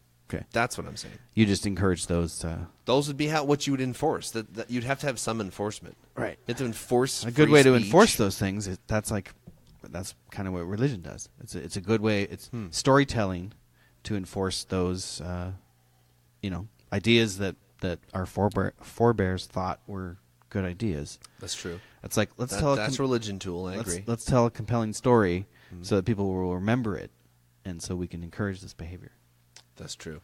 But so that's interesting. If you could do it, so with that, if it's necessary that religion has to be involved in that story making process. If we had a 10 principles forest and lake planet, what do you think would be one of the first things that would go south?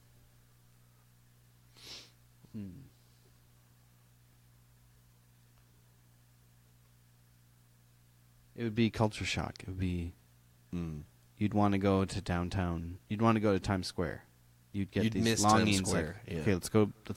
You want to go in the city this weekend? Well, it'd be like, center there camp. is no city. Yeah, it's just all wilderness all the time. Well, we'd build a center camp. You know, right. That would be the city because that's what we would do. But I think people would. That's where the most shock would be psychological. Yeah. To only have a group of 70,000 people. Homesickness, basically driving people insane. Yeah. Literally insane. Or maybe a scarce resource is community becomes a scarce resource. There's only 1,000 people, and it seems like a lot. But then once you land on the planet, you realize that it's kind of not that many people.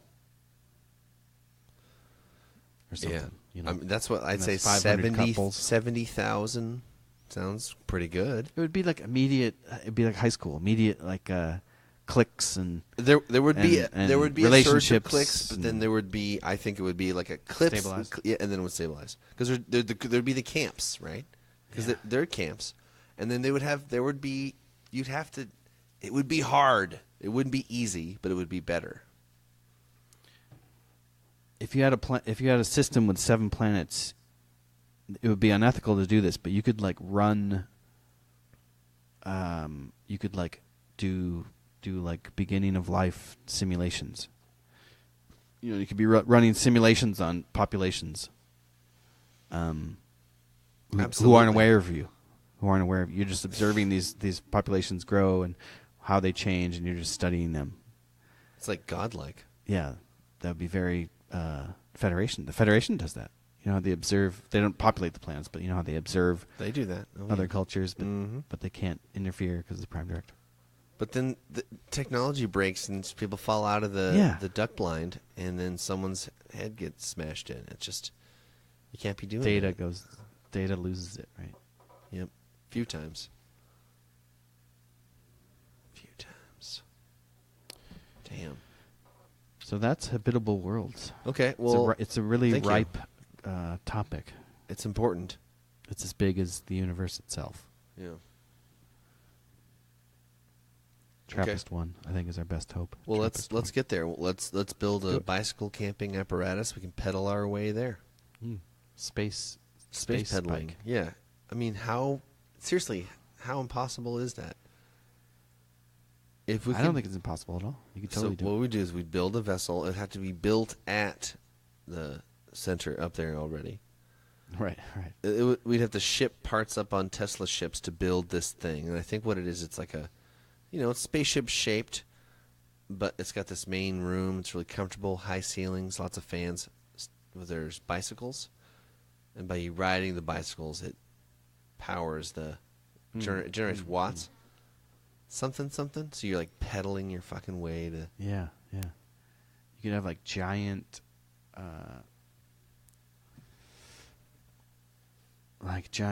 solar sail wheel. Mm-hmm. Solar sail wheel, man. You know, like a steamship. When they have the wheel in the front that. See, we need the whiteboard here. There's a name now, for it. so you can draw this. I wish we had that whiteboard. Yeah. We're going to work on getting a whiteboard. So you could actually be in your spacesuit on a bike, but the wheels are gigantic sail. So you're in open space except for your suit. Right. Jesus. You're actually biking. So rough. Yeah. I more mean but there's like a promenade, and The luxury there's version. Luxury version, cabins, but we're pedaling, and everyone pedals. Right. Like thousands of people pedal, and that's why it works. That's like the rowers of the ship. They're all people are working out, but they're also generating energy for the ship. Mm-hmm. Maybe all of it didn't come from that, but in a pinch you might fucking need it. You know what I'm saying? Yeah. So maybe you're covered in solar array. You have batteries. Of course you have batteries, but maybe you got a solar array too. So when you always be collecting. Final Corp says always be injecting. Maybe you'd be always be sliding. collecting. Always be sliding. Sliding mayonnaise on the sliding mayonnaise on the sliding mayonnaise on the food. Always be injecting. So then maybe we can have a hybrid solar/human powered comfort estate that has several cabins, and there's a kitchen and a stage, and it might take 3 or 4 generations to get there. That'd be fucked. That's the hard part, because then your and my great granddaughter's dodzers would be unrecognizably human. They will have never, their skin will have never been touched by the star. Yeah. That's pretty weird. That's pretty weird.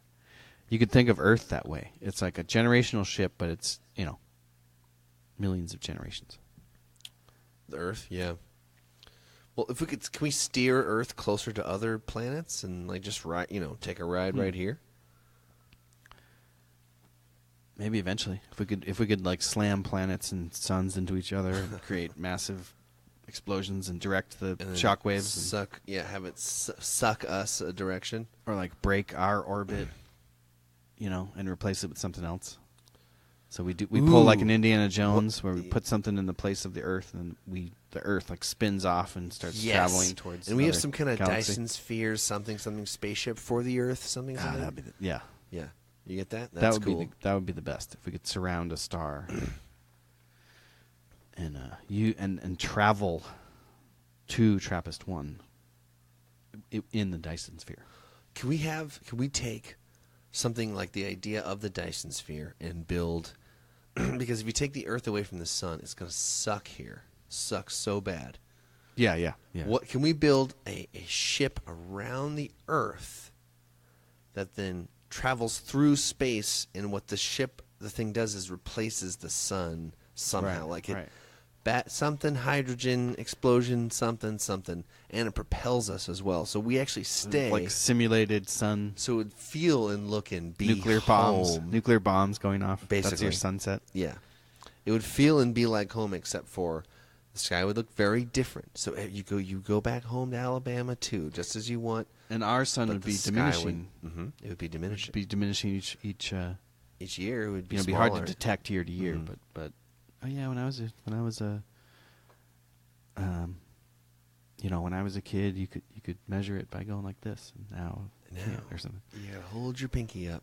Yeah, I could see that. Ooh, that's a cool movie. So we surround the Earth and slingshot it off with it. It somehow charges it with power and propels it with the thing. But we decide the best ship is this ship. Right. And we take it with us and go. We're already pretty settled in. Yeah, it's like going okay.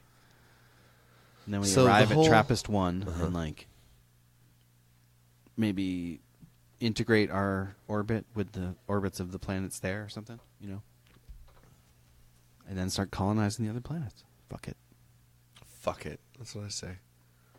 All right. And Elon Musk could do that in a year, in his lifetime. An Earth ship, literally an Earth ship. I want that. That's cool. So we could just be doing this and also traveling through space. Right. Not just around, but towards a destination. Yeah.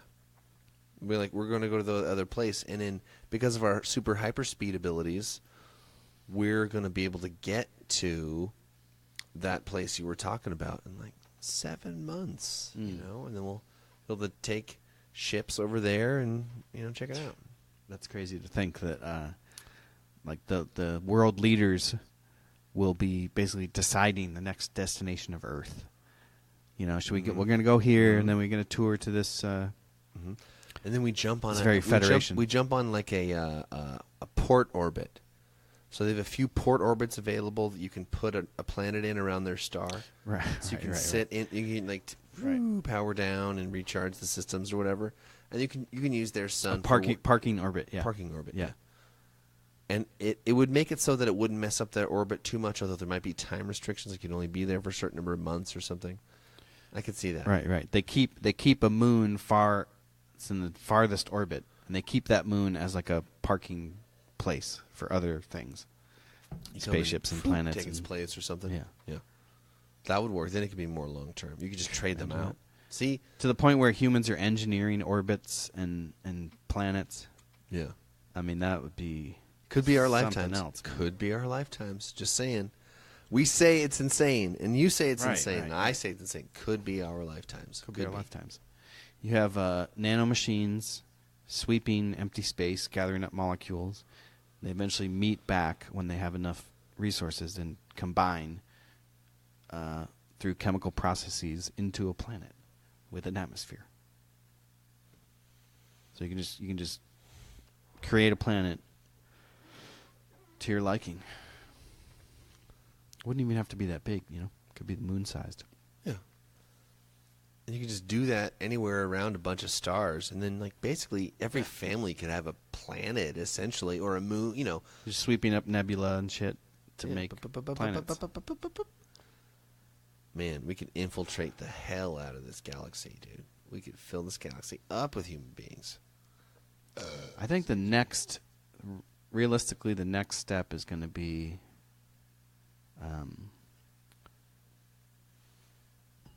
like habitats on Mars.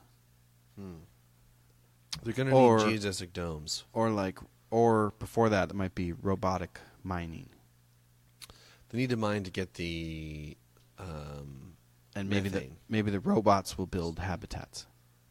Yeah. You know, like there'll be a lot of stuff set up before we even get there. Well, the BFR can carry a 747 fully loaded and a bunch of other shit. So that one ship, and they're going to send, I think, 2 or 3 at a time, will have enough robotics and enough steel that they could build awesome. Several domes with the first ship. Like that's gonna happen in 4 years. That seems like the first step. That's what they're gonna do. And so then you get people there, but maybe even before that, you get some kind of terraforming shit going on, using the mining bots, and basically setting up like nuclear reactors to convert elements. So you create an atmosphere eventually. I don't even know what those are, but I believe like Total Recall, the end of Total Recall. Start the reactor, Quaid, and the thing melts like a huge iceberg. Oh, is that what happens? Something like that. Melts a huge store of ice, which then creates water in the atmosphere, and it becomes breathable again. It's totally implausible, but it would be something like that over the course of hundreds of years, probably 100 years.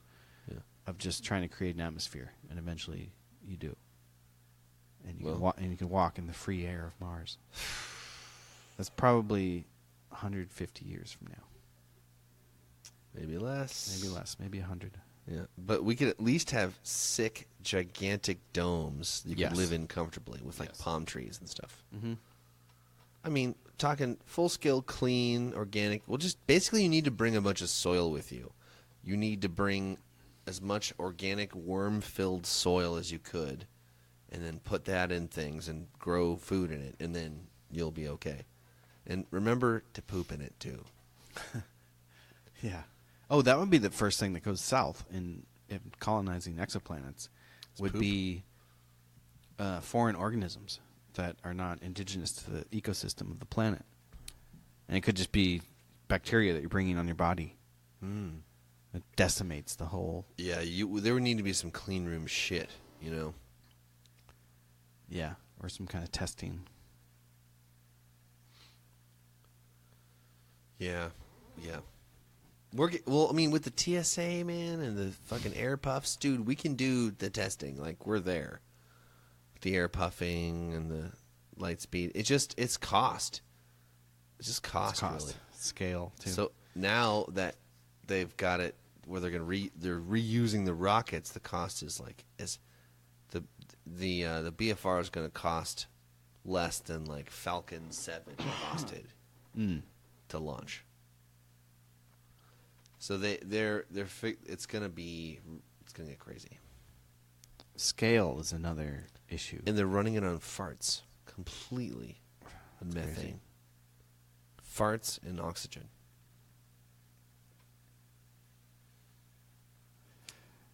You know, it's good. Well, you can. I wish there were more billionaires like Elon Musk who are just super psyched about, Star Trek and fucking space. Yeah, and Burning Man. Like he goes to Burning Man, space. So it's like future. The Virgin guy. What's his name? Branson. He is also that. He's becoming that too. Right. He's joining up with Tesla to go to space. He's doing Virgin Galactic. Yeah, they're doing that, and he's working on. It's not just Elon. It also is the Branson guy, and then eventually, hopefully, Apple's gonna actually get into space. I think they have so much money. It's like, why wouldn't you? They have more money than a lot of things. They're number one. Yeah.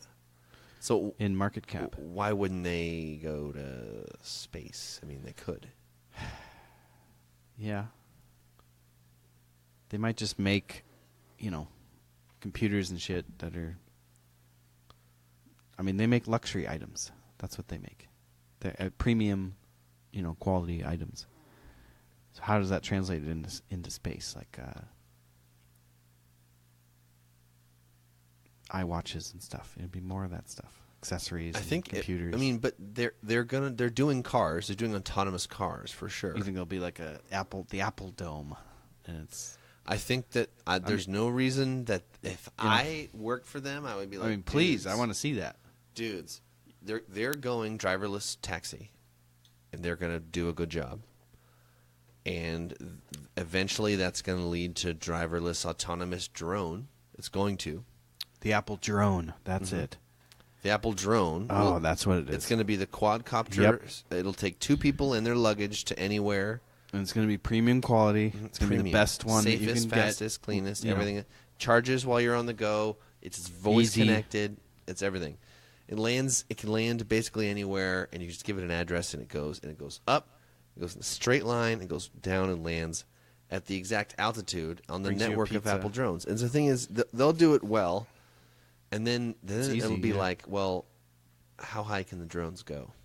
And then they'll push that, Yep. and then we'll be in space. There'll be a drone ceiling based on And then they'll break it. based on your terrain around you. And they'll figure out how to technologicalize around it. And there'll be errant, malfunctioning drones that will hit planes and little planes. Very few. But it probably won't affect things unless it gets in the I propeller. bet little planes will crash into drones, Yeah. more likely. But The Apple drone. That's Yeah. that's like human 5 minutes away. It's not stuffed drone. It's a human drone. It's human delivery service. Like seriously, Right. fuck, I see this what is you're the saying. Yeah, actual yeah. lift. Like lift. Like that's It'd be like a for real. like a roller coaster ride or something. It would be Because it could just be you could just be a harness. People would want to stand on a floor. you get in and you. It's just like a bubble or It's a like seat. a car. It's like the inside of a car, but there's a quadcopter above you. It's this space. Yeah. You and I. Yeah, it's small like And this. it's yeah. Damn. And you close it and you can see out, and then you go, take me to, Telegraph and 43rd in Oakland, and then it'll go, okay, whoop, whoop, straight fucking line, Right. and then go, it'll land. And you the you have nearest place Wi-Fi it can. and you're like doing shit, playing Candy Crush. That's like not 5, that's probably 5 years away, maybe 7, maybe. Yeah. Autonomous drone taxis. The FAA will have to be involved because dinosaurs That's what's going demand. to slow it down. It will. That'll slow it down the most. Yep. But it'll still happen. And it'll slow it down by like 25 years. I mean, it'll do the most. It's the worst thing for it, Yeah. but I guess it it'll has still to be done, though. Yeah. So somebody's got to regulate the skies. So they'll easily be able to be like, if you're going this direction, then you're going to be at this altitude, like on a compass. And if you're going at 230, then you're at this altitude. Like you could have every direction have its own altitude, and that would just be easy. And you have a huge buffer for error. That'd be Huge easy. That'd be buffer. easy. Everyone has a huge buffer for error. And then, if you're talking about lateral, like south, like people like, I'm going here and I'm going to there. So, but if you have the compass where like if you're at 230, if you're at 110, you're at this altitude. Right. The guy going opposite directions way beneath you or way above You'd see people, but you wouldn't even be close. But it would be, Right. It reminds me of when I was a kid. My dad would take me to the Santa Cruz Beach boardwalk, and we'd go on that thing that crosses the whole It's like not a gondola. It's like the sky hook. It would Sky like hook. hang Yeah, you yeah, and yeah. fly you across the whole thing. Yeah. You could see everything. It's like that, but like Willy Wonka style. Right. At the end of the movie, when they get in the elevator and go anywhere, Yeah. Yeah. that's what I'm talking about.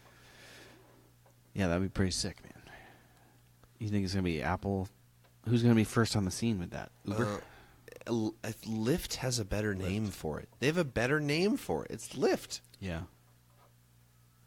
Lyft. But Uber, yeah.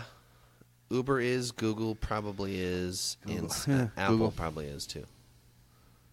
Well, they could just throw $50 million at an idea, and it's like not a big deal how that goes. It's like not Yeah. a big deal. It's true.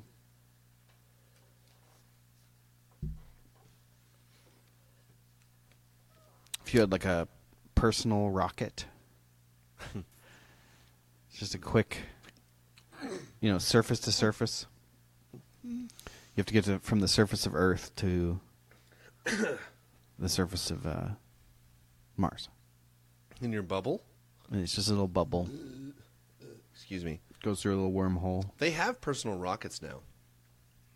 Jetpacks? Yes, Yeah. that is real. Have you seen the videos? Not any recent videos, no. There are. Oh, looks like we might have lost a camera. We still have yours in the thing. That one's gone. It's all right. Jetpack? Jetpack, yeah. And actually, they can refuel. Like, he'll come and stand, and they'll throw a new fuel thing and switch it out, and then he flies off again. Like, Huh. it's happening. Doesn't rocketry seem so... doesn't it seem like something that's going to be replaced with something simpler and what will seem to be more obvious? Yes, because it's so violent and explosive and hot. Like, just use the Magnetotron. gravimetric Magograv. magnet. The gravimetrics. Like, just clean, silent, invisible Yeah, lift. I imagine. There's a bum light over there. It keeps flicking on and off. Freaking A. Probably notice it now because the vibe's all chill in here. Yeah. Those guys might be getting tired. Which guys? That you guys have been standing over there for a couple hours. I know, and they've been exceptionally quiet, which I Yes, appreciate. very quiet, and just you could have sat down, but you've been standing the whole time. So, I mean, Suit yourself. so I guess, is it time for their final... Maybe time for that. Okay. Yeah, you guys want to do one more? Yeah. All right, let's see. What languages do you know? How many languages do you know? In here, or it's actually us over there, and they're doing this. You know what I'm talking about, right? Yeah. Good show, by the way, guys. Yeah. Doing good. I thought it was really good. All right, this one's called "Oh Candy Mead." 2, 3, 4, 5, 6.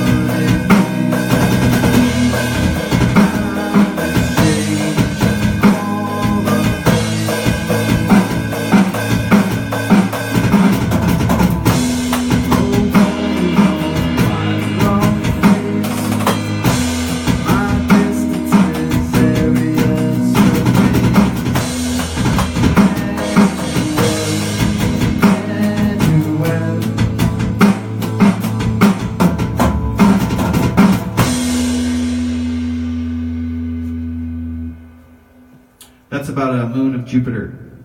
Huh. Thank you. Thank you. Good show. Oh, wow. Round of applause. Holy cow. Hadn't even noticed you guys finished. Yeah, so thank you guys for rocking this room real good. Yeah, that was cool. So, yeah, folks, that rounds up our show for today. St. Patrick's Day. We'd like to thank you for all those still listening. We'd like to appreciate your time. And I'd like to thank Claire. I'd like to thank Clark Pool and Spa. Also like to thank Zeist Digital for helping make this all make it all possible. So, thanks for hosting, Drew, as always. You're welcome. Absolutely. And tune in next week. Yeah.